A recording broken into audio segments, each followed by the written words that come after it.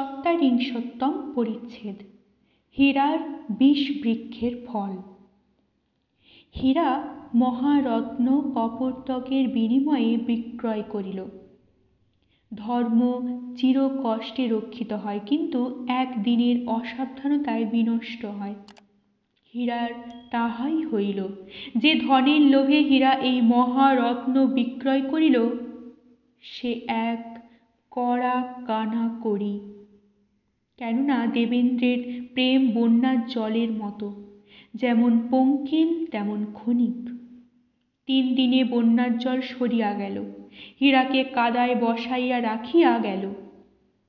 যেমন কোনো কোনো কৃপণ অথচ যশোলিপ্স ব্যক্তি বহু কালবধি প্রাণপণে সঞ্চিতার্থ রক্ষা করিয়া পুত্রদাহ বা অন্য উৎসব উপলক্ষে এক দিনের সুখের জন্য ব্যয় করিয়া ফেলে, হীরা তেমনি এতদিন যত্নে ধর্ম রক্ষা করিয়া এক দিনের সুখের জন্য তাহা নষ্ট করিয়া উৎসৃষ্টার্থ কৃপণের ন্যায় চিরানুশোচনার পথে দণ্ডায়মান হইল। ক্রীড়াশীল বালক কর্তৃক অল্প পাপভুক্ত অপক্ব চ্যুতফলের ন্যায় হীরা দেবেন্দ্র কর্তৃক পরিত্যক্ত হইলে প্রথমে হৃদয়ে দারুণ ব্যথা পাইল, কিন্তু কেবল পরিত্যক্ত নহে, সে দেবেন্দ্রের দ্বারা যেরূপ অপমানিত ও মর্মপীড়িত হইয়াছিল, তাহা স্ত্রীলোক মধ্যে অতি অধমারও অসহ্য। যখন দেখা সাক্ষাতের শেষ দিনে হীরা দেবেন্দ্রের চরণাবলুণ্ঠিত হইয়া বলিয়াছিল যে দাসীরে পরিত্যাগ করিও না, তখন দেবেন্দ্র তাহাকে বলিয়াছিলেন যে আমি কেবল কুন্দনন্দিনীর লোভে তোমাকে এতদূর সম্মানিত করিয়াছিলাম। যদি কুন্দর সঙ্গে আমার সাক্ষাৎ করাইতে পারো, তবেই তোমার সঙ্গে আমার আলাপ থাকিবে, নচেৎ এই পর্যন্ত। তুমি যেমন গর্বিতা, তেমনি আমি তোমাকে প্রতিফল দিলাম। এখন তুমি এই কলঙ্কের ডালি মাথায় লইয়া গৃহে যাও। হীরা ক্রোধে অন্ধকার দেখিতে লাগিল। যখন তাহার মস্তক স্থির হইল, তখন সে দেবেন্দ্রের সম্মুখে দাঁড়াইয়া ভ্রূকুটি কুটিল করিয়া চক্ষু আরক্ত করিয়া যেন শত মুখে দেবেন্দ্রকে তিরস্কার করিল। মুখরা পাপিষ্ঠা স্ত্রীলোকেই যেরূপ তিরস্কার করিতে জানে, সেইরূপ তিরস্কার করিল। তাহাতে দেবেন্দ্রের ধৈর্যচ্যুতি হইল। তিনি হীরাকে পদাঘাত করিয়া প্রেমোদ্যান হইতে বিদায় করিলেন। হীরা পাপিষ্ঠা, দেবেন্দ্র পাপিষ্ঠ এবং পশু, এইরূপ উভয় চির প্রেমের প্রতিশ্রুতি সফল হইয়া পরিণত হইল। হীরা পদাহত হইয়া গৃহে গেল না। গোবিন্দপুরের একজন চণ্ডাল চিকিৎসা ব্যবস্থা করিত। সে কেবল চণ্ডালাদি ইতর জাতির চিকিৎসা করিত। চিকিৎসা এবং ঔষধ কিছুই জানিত না, কেবল বিষ বড়ির সাহায্যে লোকের প্রাণ সংহার করিত। হীরা জানিত যে সে বিষ বড়ি প্রস্তুত করার জন্য উদ্ভিজ বিষ, খনিজ বিষ, সর্পবিষাদি নানা প্রকার সদ্য প্রাণাপহারী বিষ সংগ্রহ করিয়া রাখিত। হীরা সেই রাত্রে তাহার ঘরে গিয়া তাহাকে ডাকিয়া গোপনে বলিল যে একটা শেয়ালে রোজ আমার হাঁড়ি খাইয়া যায়, আমি সেই শেয়ালটাকে না মারিলে তিষ্ঠতে পারি না। মনে করিয়াছি ভাতের সঙ্গে বিষ মিশাইয়া রাখিব, সে আজই হাঁড়ি খাইয়া আসিলে বিষ খাইয়া মরিবে। তোমার কাছে তো অনেক বিষ আছে, সদ্য প্রাণ নষ্ট হয় এমন বিষ আমাকে বিক্রয় করিতে পারো? চণ্ডাল শেয়ালের গল্পে বিশ্বাস করিল না, বলিল আমার কাছে যাহা চাহ তাহা আছে, কিন্তু আমি তাহা বিক্রয় করিতে পারি না। আমি বিষ বিক্রয় করিয়াছি জানিলে আমাকে পুলিশে ধরিবে। হীরা কহিল, তোমার কোনো চিন্তা নাই, তুমি এর বিক্রয় করিয়াছ ইহা কেহ জানিবে না। আমি ইষ্টদেবতা আর গঙ্গার দিব্য দিয়া বলিতেছি। 2টা শিয়াল মরে এতটা বিষ আমাকে দাও, আমি তোমাকে 50 টাকা দিব। চণ্ডাল নিশ্চিত মনে বুঝিল যে এ কাহার প্রাণবিনাশ করিবে, কিন্তু 50 টাকার লোভ সংবরণ করিতে পারিল না। বিষ বিক্রয়ে স্বীকৃতি হইল। হীরা গৃহ হইতে টাকা আনিয়া চণ্ডালকে দিল। চণ্ডাল তীব্র মনুষ্যঘাতী হলাহল কাগজে মুড়িয়া হীরাকে দিল। হীরা গমনকালে কহিল, দেখিও, এ কথা কাহারও নিকট প্রকাশ করিও না, তাহা হইলে আমাদের উভয়েরই অমঙ্গল। চণ্ডাল কহিল, মা, আমি তোমাকে চিনিও না। হীরা তখন নিঃশঙ্ক হইয়া গৃহে গমন করিল। গৃহে গিয়া বিষের মোড়ক হস্তে করিয়া অনেক রোদন করিল। পরে চক্ষু মুছিয়া মনে মনে কহিল, আমি কি দোষে বিষ খাইয়া মরিব? যে আমাকে মারিল, আমি তাহাকে না মারিয়া আপনি মরিব কেন? এ বিষ আমি খাইব না। যে আমার এ দশা করিয়াছে, হয় সেই ইহা খাইবে, নহিলে তাহার প্রেয়সী কুন্দনন্দিনী ইহা ভক্ষণ করিবে। ইহাদের একজনকে মারিয়া পরে মরিতে হয় তো মরিব। 1/44 পরিচ্ছেদ। হীরার আই। হীরার আই ভুরি, গোবরের ঝুড়ি, হাটে গুড়ি গুড়ি, দাঁতে ভাঙে নুড়ি, কাঁঠাল খায় 1.5 বুড়ি। হীরার আই লাঠি ধরিয়া গুড়ি গুড়ি যাইতেছিল। পশ্চাৎ পশ্চাৎ বালকের পাল এই অপূর্ব কবিতাটি পাঠ করিতে করিতে করতালি দিতে দিতে নাচিতে নাচিতে চলিয়াছিল। এই কবিতাতে কোনো বিশেষ নিন্দার কথা ছিল কি না সন্দেহ, কিন্তু হীরার আই বিলক্ষণ কোপাবিষ্ট হইয়াছিল। সে বালকদিগকে যমের বাড়ি যাইতে অনুজ্ঞা প্রদান করিতেছিল এবং তাহাদিগকে পিতৃপুরুষের আহারাদির বড় অন্যায় ব্যবস্থা করিতেছিল। এইরূপ প্রায় প্রত্যহই হইত। নগেন্দ্রের দ্বারদেশে উপস্থিত হইয়া হীরার আই বালকদিগের হস্ত হইতে নিষ্কৃতি পাইল। দারোয়ানদিগের ভ্রমর কৃষ্ণ শ্বশুরাশি দেখিয়া তাহারা রণে ভঙ্গ দিয়া পালাইল। পলায়নকালে কোনো বালক বলিল, রামচরণ দোবে সন্ধ্যাবেলা শোবে, চোর এলে কোথায় পালাবে? রাম দিন পাড়ে বেড়ায় লাঠি ঘাড়ে, চোর দেখলে দৌড় মারে পুকুরের ধারে। কেহ বলিল, লালচাঁদ সিং নাচে তিরিং মিরিং, ডাল রুটির জম কিন্তু কাজে ঘোড়ার ডিম। বালকেরা দারোয়ানদিগের দ্বারা নানাবিধ অভিধান ছাড়া শব্দে অভিহিত হইয়া পলায়ন করিল। হীরার আই লাঠি ঠক ঠক করিয়া নগেন্দ্রের বাড়ির ডাক্তারখানায় উপস্থিত হইল। ডাক্তারকে দেখিয়া চিনিয়া বুড়ি কহিল, হ্যাঁ বাবা, ডাক্তার বাবা কোথায় গা? ডাক্তার কহিলেন, আমি তো ডাক্তার। বুড়ি কহিল, আর বাবা? চোখে দেখতে পাইনি, বয়স হলো 5-7 গন্ডা, কি এক পণি হয়। আমার দুঃখের কথা কি বলি, একটি বেটা ছিল, তা জমকে দিলাম, এখন একটি নাতি ছিল, তারও। বলিয়া বুড়ি হাও মাও খাও করিয়া উচ্চ স্বরে কাঁদিতে লাগিল। ডাক্তার জিজ্ঞাসা করিলেন, কি হইয়াছে তোর? বুড়ি সে কথায় উত্তর না দিয়া আপনার জীবনচরিত আখ্যাত করিতে আরম্ভ করিল এবং অনেক কাঁদা কাটার পর তাহা সমাপ্ত করিলে ডাক্তারকে আবার জিজ্ঞেস করিতে হইল, এখন তুই চাস কি? তোর কি হইয়াছে? বুড়ি তখন পুনর্বার আপন জীবনচরিতের অপূর্ব কাহিনী আরম্ভ করিতেছিল, কিন্তু ডাক্তার বড় বিরক্ত হয় তাহা পরিত্যাগ করিয়া হীরার ও হীরার মাতার ও হীরার পিতার ও হীরার স্বামীর জীবনচরিত আখ্যান আরম্ভ করিল। ডাক্তার বহু কষ্টে তাহার মর্মার্থ বুঝিলেন, কেননা তাহাতে আত্মপরিচয় ও রোদনের বিশেষ বাহুল্য। মর্মার্থ এই যে বুড়ি হীরার জন্য একটু ওষুধ চাহে। রোগ বাতিক। হীরা গর্ভে থাকাকালে তাহার মাতা উন্মাদগ্রস্ত হইয়াছিল। সে সেই অবস্থায় কিছুকাল থাকিয়া সেই অবস্থাতেই মরে। হীরা বাল্যকাল হইতেই অত্যন্ত বুদ্ধিমতী। তাহাতে এখনো মাতৃব্যাধির কোনো লক্ষণ দৃষ্ট হয় নাই, কিন্তু আজিকাল বুড়ির কিছু সন্দেহ হইয়াছে।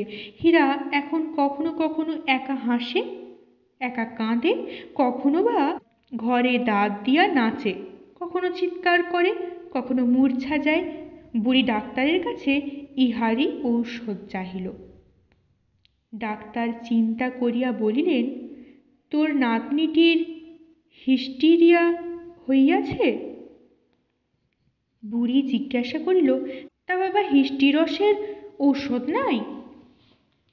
ডাক্তার বলিলেন, ঔষধ আছে বই কি, উহাকে খুব গরম রাখিস, আর কাস্টর অয়েলটুকু লইয়া যা কাল প্রাতে খাওয়াইস, পরে অন্য ওষুধ দিব।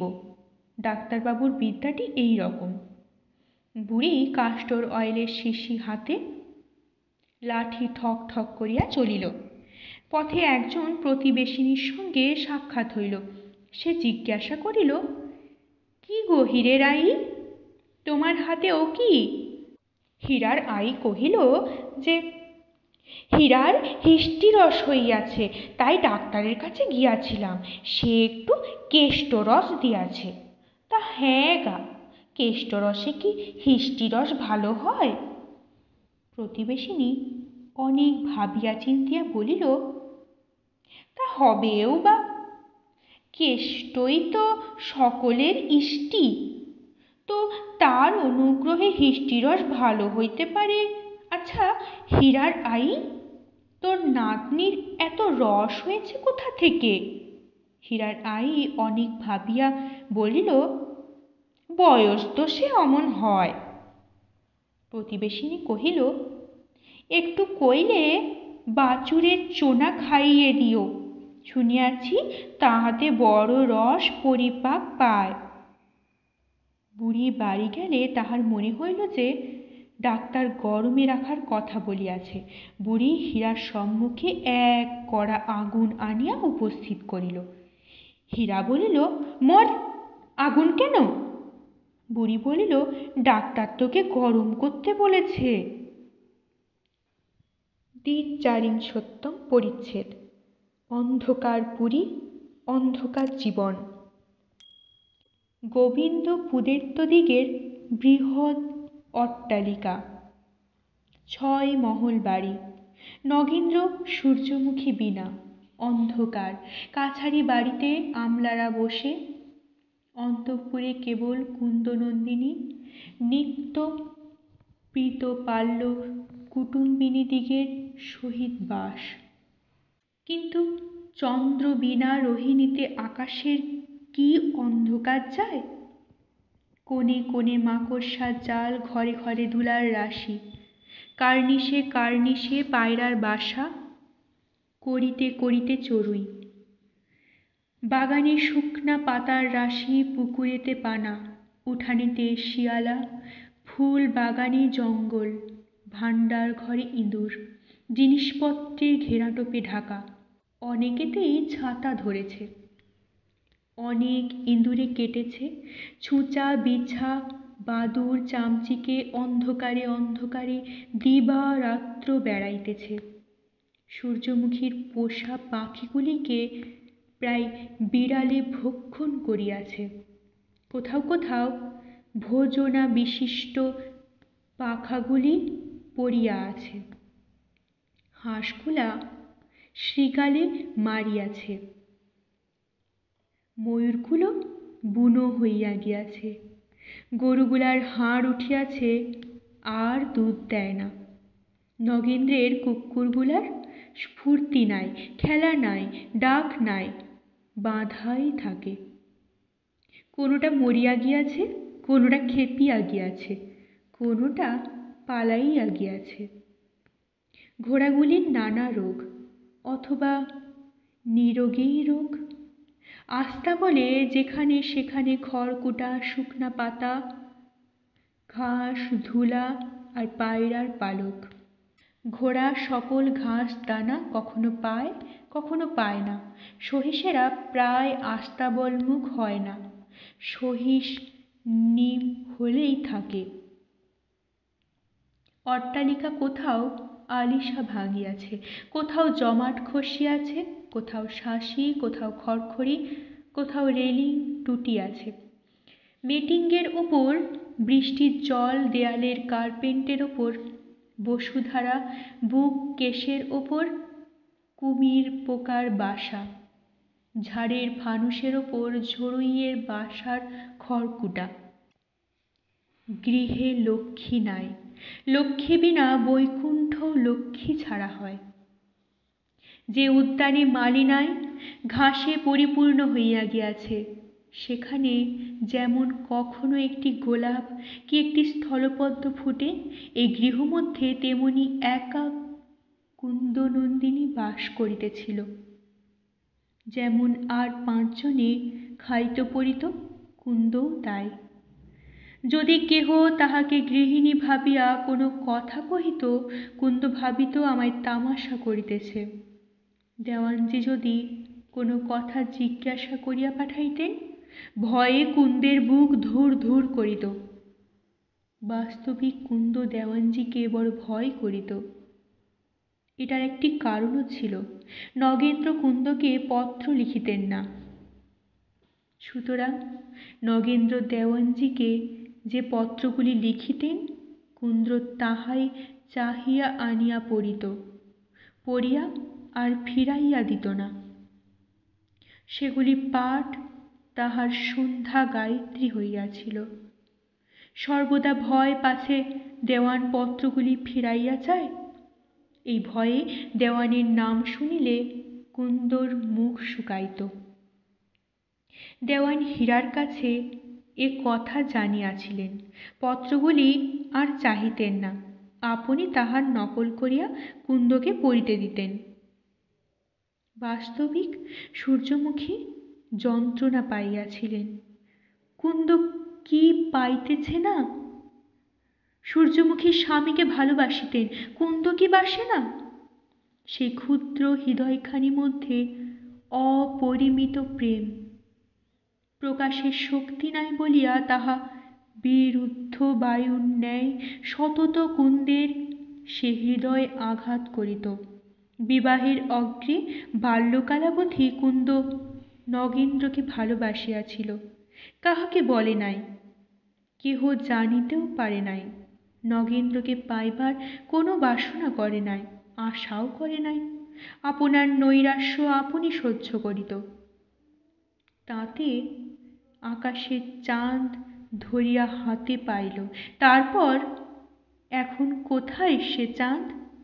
কি দোষে তাকে নগেন্দ্র পায়ে ঠেলিয়াছেন? কুন্দ এই কথা রাত্রি দিন ভাবে, রাত্রি দিন কাঁদে। ভালো, নগেন্দ্র নাই ভালোবাসুন, তাকে ভালোবাসিবেন, কুন্দর এমন কি ভাগ্য? একবার কুন্দ তাকে দেখিতে পায় না কেন? শুধু তাই কি? তিনি ভাবেন কুন্দই এই বিপত্তির মূল। সকলেই ভাবে কুন্দই অনর্থের মূল। কুন্দ ভাবে, কি দোষে আমি সকল অনর্থের মূল? কুক্ষণে নগেন্দ্র কুন্দকে বিবাহ করিয়াছিলেন। যেমন উপাস বৃক্ষের তলায় যে বসে সেই মরে, তেমনি এই বিবাহের ছায়া যাহাকে স্পর্শ করিয়াছে সেই মরিয়াছে। আবার কুন্দ ভাবিত, সূর্যমুখীর এই দশা আমা হইতেই হইল। সূর্যমুখী আমাকে রক্ষা করিয়াছিল, আমাকে ভগিনী নাই ভালোবাসিত, তাহাকে পথের কাঙালি করিলাম। আমার মতো অভাগিনী কি আর আছে? আমি মরিলাম না কেন? এখনো মরি না কেন? আবার ভাবিত, এখন মরিব না, তিনি আসুন, তাকে আর একবার দেখি। তিনি কি আর আসিবেন না? কুন্দ সূর্যমুখীর মৃত্যু সংবাদ পায় নাই। তাই মনে মনে বলিত, এখন শুধু শুধু মরিয়া কি হইবে? যদি সূর্যমুখী ফিরিয়া আসে তবে মরিব, আর তার সুখের পথে কাঁটা হইব না। 43 পরিচ্ছেদ। প্রত্যাগমন। কলিকাতার আবশ্যকীয় কার্য সমাপ্ত হইল। দানপত্র লিখিত হইল, তাহাতে ব্রহ্মচারীর এবং অজ্ঞাতনাম ব্রাহ্মণের পুরস্কারের বিশেষ বিধি রহিল। তাহা হরিপুরে রেজিস্ট্রি হইবে। এই কারণে দানপত্র সঙ্গে করিয়া নগেন্দ্র গোবিন্দপুরে গেলেন। শ্রীশচন্দ্রকে যথোচিত জানে অনুসরণ করিতে উপদেশ দিয়া গেলেন।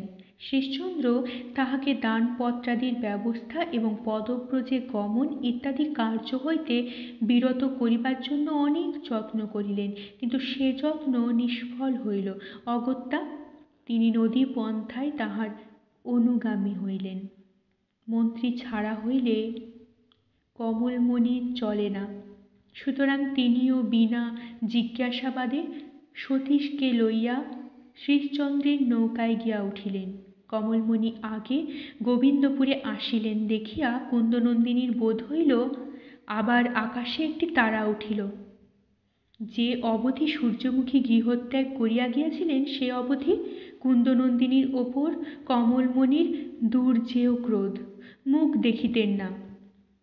কিন্তু এবার আসিয়া কুন্দনন্দিনীর শুষ্ক মূর্তি দেখিয়া কমলমণির রাগ দূর হইল, দুঃখ হইল। তিনি কুন্দনন্দিনীকে প্রফুল্লিত করিবার জন্য যত্ন করিতে লাগিলেন। নগেন্দ্র আসিতেছেন সংবাদ দিয়া কুন্দের মুখে হাসি দেখিলেন। সূর্যমুখীর মৃত্যু সংবাদ দিতে কাজে কাজেই হইল। শুনিয়া কুন্দ কাঁদিল। এ কথা শুনিয়া এ গ্রন্থের অনেক সুন্দরী পাঠকারিণী মনে মনে হাসিবেন আর বলিবেন, মাছ মরেছে বেড়াল কাঁদে। কিন্তু কুন্দ বড় নির্বোধ। সতীন মরিলে যে হাসিতে হয় সেটা তার মোটা বুদ্ধিতে আসে নাই। বোকামি, সতীনের জন্য একটু কাঁদিল। আর তুমি ঠাকুরুনি, তুমি যে হেসে হেসে বলিতেছ মাছ মরেছে বেড়াল কাঁদে, তোমার সতীন মরিলে তুমি যদি একটু কাঁদো তা হইলে আমি বড় তোমার ওপর খুশি হব। কমলমণি কুন্দকে শান্ত করিলেন। কমলমণি নিজে শান্ত হইয়াছিলেন। প্রথমে প্রথমে কমল অনেক কাঁদিয়াছিলেন, তারপর ভাবিলেন, কাঁদিয়া কি করিব? আমি কাঁদিলে শ্রীশচন্দ্র অসুখী হন, আমি কাঁদিলে সতীশ কাঁদে, কাঁদিলে তো সূর্যমুখী ফিরিবে না। তবে কেন এদের কাঁদাই? আমি কখনো সূর্যমুখীকে ভুলিব না। কিন্তু আমি হাসিলে যদি সতীশ হাসে তবে কেন হাসব না? এই ভাবিয়া কমলমণি রোদন ত্যাগ করিয়া আবার সেই কমলমণি হইলেন। কমলমণি শ্রীশচন্দ্রকে বলিলেন, এ বৈকুণ্ঠের লক্ষ্মী তো বৈকুণ্ঠ ত্যাগ করিয়া গিয়াছে, তাই বলে দাদাবাবু বৈকুণ্ঠে এসে কি বটপত্রে শোবেন? শ্রীশচন্দ্র বলিলেন, এসো আমরা সব পরিষ্কার করি। অমনি শ্রীশচন্দ্র রাজ, মজুর, ফরাস, মালি যেখানে যাহার প্রয়োজন সেখানে তাহাকে নিযুক্ত করিলেন। এদিকে কমলমণির দৌরাত্মে ছুঁচা বাদুড় চামচিকে মহলে বড় কিচিমিচি পড়িয়া গেল। পায়রাগুলো বকম বকম করিয়া একার্নিশ ওকার্নিশ করিয়া বেড়াইতে লাগিল। চড়াইগুলো পালাইতে ব্যাকুল। যেখানে শাসি বন্ধ সেখানকার দ্বার খোলা মনে করিয়া ঠোঁটে কাঁচ করিয়া ঘুরিয়া পড়িতে লাগিল। পরিচারিকারা ঝাঁটা হাতে জনে জনে দিকে দিকে দিগ্বিজয়ে ছুটিল। অচিরাৎ অট্টালিকা আবার প্রসন্ন হইয়া হাসিতে লাগিল। পরিশেষে নগেন্দ্র আসিয়া পৌঁছিলেন। তখন সন্ধ্যাকাল। যেমন নদী প্রথম জলোচ্ছ্বাসকালে অত্যন্ত বেগবতী, কিন্তু জোয়ার পুরিলে গভীর জল শান্ত ভাব ধারণ করে, তেমনি নগেন্দ্রের সম্পূর্ণ শোক প্রবাহ এক্ষণে গম্ভীর শান্তিপূর্ণ পরিণত হইয়াছিল। যে দুঃখ তাহার কিছু কমে নাই, কিন্তু অধৈর্যের হ্রাস হইয়া আসিয়াছিল। তিনি স্থিরভাবে পৌরবর্গ সঙ্গে কথাবার্তা কহিলেন, সকলকে ডাকিয়া জিজ্ঞাসা করিলেন। কাহারও সাক্ষাতে তিনি সূর্যমুখীর প্রসঙ্গ করিলেন না, কিন্তু তাহার ধীর ভাব দেখিয়া সকলেই তাহার দুঃখে দুঃখিত হইল। প্রাচীন ভৃত্যেরা তাহাকে প্রণাম করিয়া গিয়া আপনি আপনি রোদন করিল। নগেন্দ্র কেবল একজনকে মনঃপীড়া দিলেন, চিরদুঃখিনী কুন্দনন্দিনীর সঙ্গে সাক্ষাৎ করিলেন না। ভালো লাগলে অবশ্যই লাইক করবেন, শেয়ার করবেন। পরবর্তী পর্বে চোখ রাখতে চ্যানেলটিকে অবশ্যই সাবস্ক্রাইব করবেন ও প্রতিটি পর্ব মিস না করার জন্য বেল আইকনটি প্রেস করবেন। আপনাদের অভিমত কমেন্ট বক্সে অবশ্যই জানাবেন। অনেক ধন্যবাদ। নমস্কার।